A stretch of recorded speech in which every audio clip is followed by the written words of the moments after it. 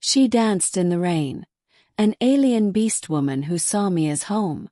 Rain drummed relentlessly against the metal roof of the abandoned outpost, a rhythmic tattoo that echoed in the hollow corridors. I huddled beneath a rusted beam, shivering, not from the cold but from the unease gnawing at my chest. The storm had been unexpected, and so had the presence that followed it. A shimmer of movement caught my eye through the silvered fog outside. At first, I thought it was a trick of the storm, a reflection of lightning in the puddles, but then I saw her. She was unlike anything I had ever encountered. Her body was tall and lithe, a mixture of human grace and beastly power. Fur, black as midnight, covered her limbs, and her eyes glowed with an amber intensity that pierced through the sheets of rain. But what made her striking, terrifying and mesmerizing was the way she moved. She danced.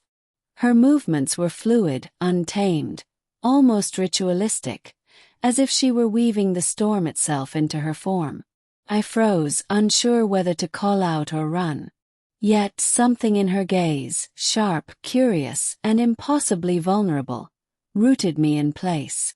She was no predator. She was a creature far from home, yet somehow seeking it in me. Minutes stretched into eternity as she approached, her paws splashing through puddles. She didn't attack. She didn't growl. Instead, she stopped a mere few feet away, tilting her head, ears flicking as she studied me like a careful reader decoding a story. I don't mean harm, I whispered, my voice barely audible over the storm. Her eyes softened slightly, and she stepped closer, her fur slicked with rain, droplets sliding down her shoulders. I could feel her warmth radiating through the cold night air. Tentatively, I extended a hand, and after a pause, she nudged it with her wet nose. It was a small, intimate gesture, but it spoke volumes, trust forming in the unlikeliest of places. Over the next few days, she stayed nearby, watching me work to repair the outpost's broken systems. She learned quickly, mimicking my motions, her curiosity insatiable. At night, when the storm had passed, she would dance again, barefoot in the mud, her figure illuminated by flashes of lightning. I watched, silent, entranced, feeling a pull toward her I could not explain. She wasn't just an alien. She was a living storm, untamable yet deeply present, and I felt my own heart mirrored in her movements. One evening, as the rain returned heavier than before, I found her sitting alone atop a fallen tree, soaked to the bone, shaking slightly. She had never vocalized, but now I sensed a subtle desperation in her gaze. I approached cautiously. "You're afraid," I murmured, crouching beside her. She tilted her head, eyes glinting with unspoken words.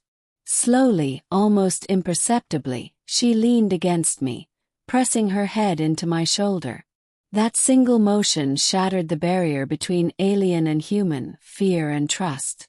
The storm raged around us, but inside, a fragile warmth took root. I spoke softly, telling her stories of this planet, of home, of what safety could mean. She listened, rapt, as if every word were a lifeline. For the first time, she did not dance.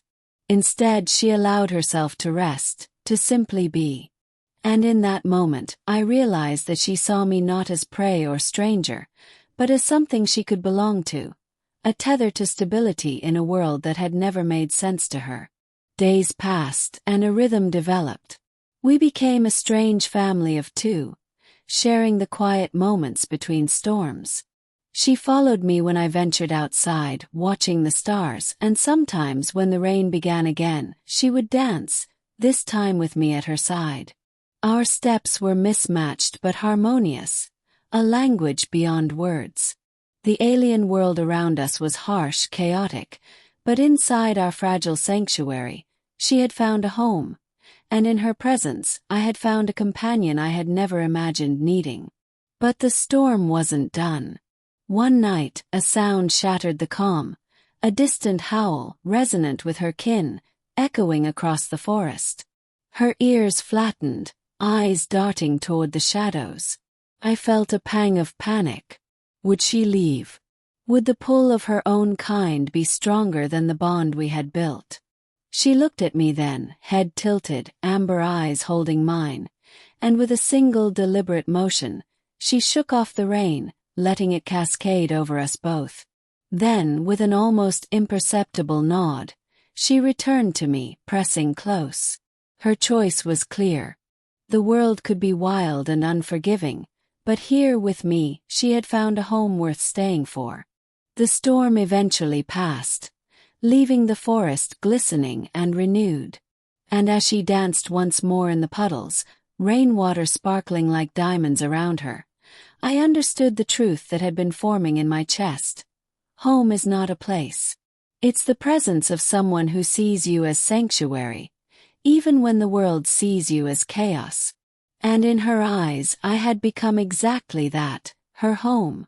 As lightning faded and the clouds dispersed, we stood side by side, soaked, muddy, and alive, two beings from different worlds bound together by trust, choice, and the wild, unyielding rhythm of the storm.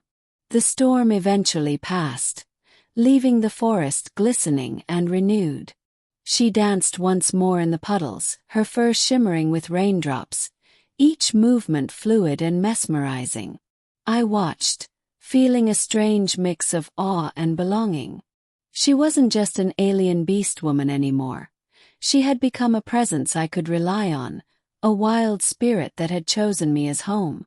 Then, a distant howl echoed through the trees, the call of her kin. Her ears flattened, eyes darting toward the shadows, and I tensed. Would she leave? Would the pull of her own kind outweigh the bond we had forged? She looked at me, her amber eyes searching mine, and in that moment I saw her choice. Slowly, she pressed her head into my shoulder, soaking wet but resolute. She had chosen to stay. Here, in the chaos of this world, she had found safety and belonging, not just in a place but in me. As the clouds parted, the last rain dripping from the leaves, I stepped closer and extended my hand. She nudged it, and together we laughed, a strange, unspoken sound that felt like the first word of a new language between us. The world around us was still wild and unpredictable, but inside our fragile sanctuary, we had found harmony. Home, I realized, was not a building or a planet. It was the bond we shared, the trust and choice that tethered us. And as she danced again, letting the sunlight catch the droplets around her, I knew one truth with certainty. No matter where the storms of life took us, we had found each other, and that was enough.